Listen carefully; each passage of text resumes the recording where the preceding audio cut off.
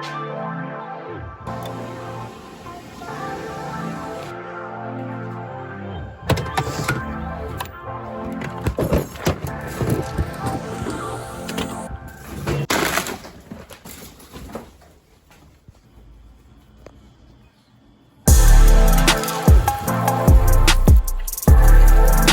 guess all they had were couplings and nipples.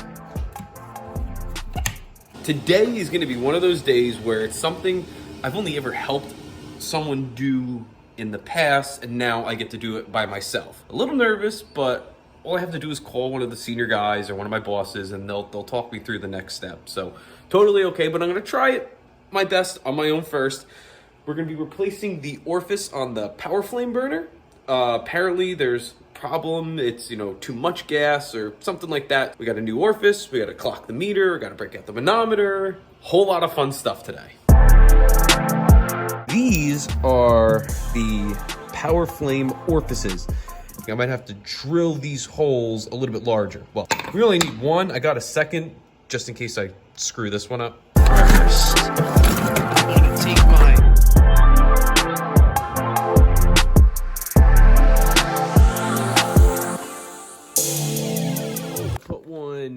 right here. This is going to be our inlet before our pressure regulator and before our gas valve. So close this for right now, put one there, and then in here is where our orifice is, and this little test plug is going to come out, and we're going to put our outlet, I guess outlet, of our manometer so we could see the pressure difference between what's going in and what's coming out of the gas valve going to the burner.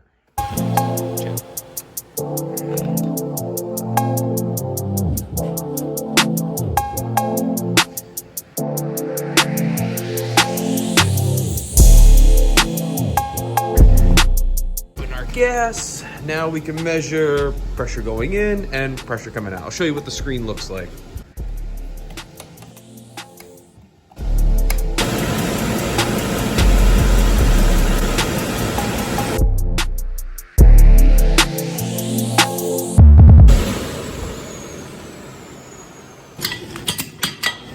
Okay.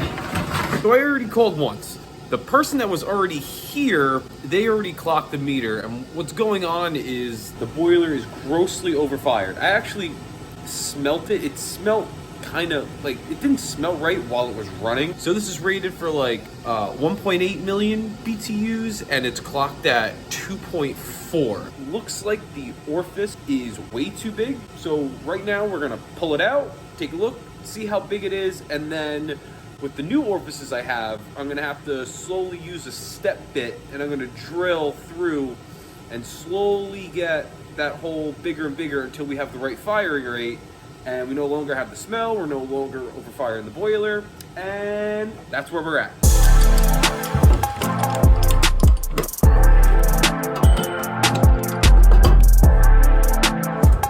Shut this off. I know the boiler's off, but you know.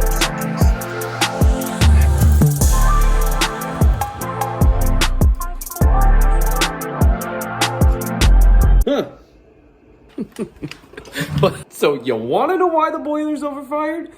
Because there is no orifice. Oh my God. This is supposed to be in there. And then that restricts the gas going in. We're going to start with a 1-inch hole. This hole that's on here is actually just a pilot hole for you to expand the hole to whatever size you need. No, this is just here to, you know, so the step bit has something to drill into, so it's centered in the orifice. So right now I'm gonna go get my step bit from the truck, because I don't think I brought that in with me, and we're gonna drill a 1-inch hole, and we're gonna run it and see what it does. Literally cleaned this truck a week ago, and it's already a disaster.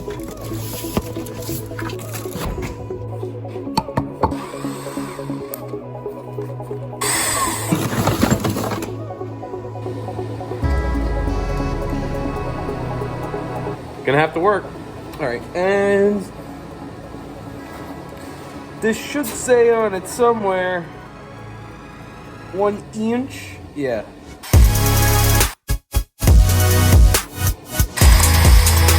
All right, that was pretty good for now. Look, I kind of chewed up my Nipex pliers a little bit. How to know how many BTUs the boiler is? You come over to the nameplate, and then so they have it down as this one because there's 6 sections. So then this is 1, 2, 3 down. So we go across all the way over. Gas MBH. So M I always thought was million BT. Yeah, I got it wrong. Okay. M stands for 1,000. It's the Roman numeral for 1,000. So we go down 1, 2, 3. So 1773. So this is 1,773 thousands. So it's 1,773,000 BTUs. Or 1.8 million BTUs. Okay, now we're gonna take our orifice and we are going to put it inside. I don't know if there's an easier way to do this. So now our orifice is sitting all the way in the back. This spring is gonna help keep it forward. And then I'm just gonna throw some Teflon on that right now. So before you say anything, I might have to do this a couple times. Therefore, I don't wanna have to keep mega locking it. Once I get the right size and we have the right firing rate, then I will go back and mega lock it. I promise I will show you it's mega locked.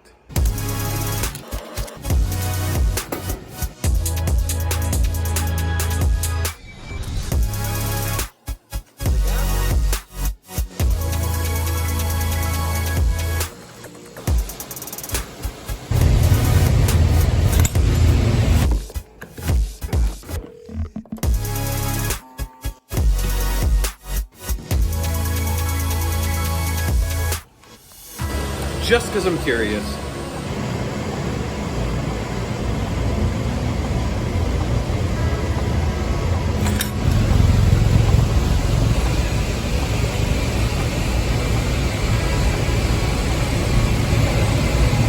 Uh-oh.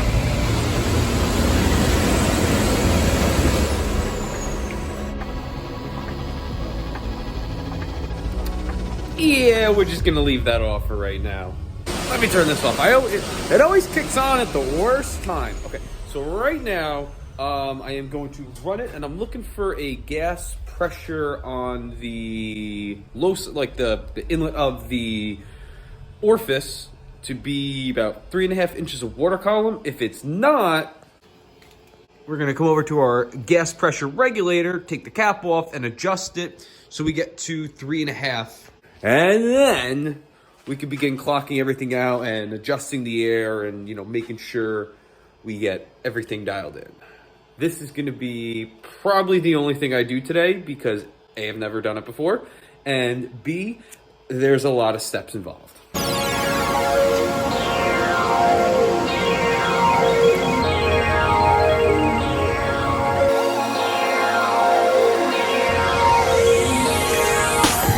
So the inches of water column as of right now look good, so I don't think I have to adjust this, but let's just open it up so you can get a good look and see what it looks like inside. It's really nothing super fancy.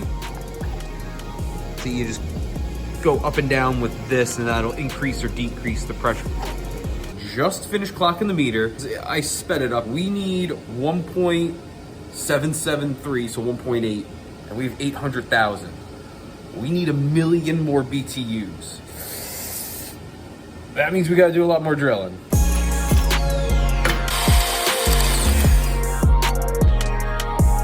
That's a lot bigger than it started it from. Woo! Okay, so I'm an idiot. So I was basing the number 45 seconds on the clip that I took, you know, filming the meter. When I clipped it, it was actually 26 seconds, but it was saved as a new clip. Therefore, the original time would have been 26 seconds. Now with the new drilled hole, we're down to 21 seconds for a full rotation. So 21 seconds, if we look on the chart, is, you know, it doesn't go up to 10 cubic feet, it only goes up to 5. So we just multiply by 2. So it's 857,000 BTUs. Multiply that by 2 is 1,714. So it would be 1.714 million BTUs. We're right there. We're right there. All done. Not gonna touch the regulator. Just gonna leave it where it's at right now.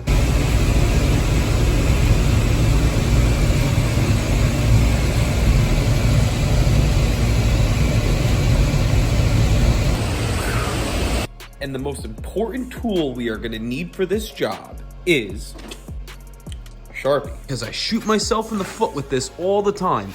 I never mark, like see how there's marks on here? The original, you know, the starting point. If we don't know where we started from, these things get temperamental, and even just like a fraction of a centimeter off is enough to completely throw this thing out of whack.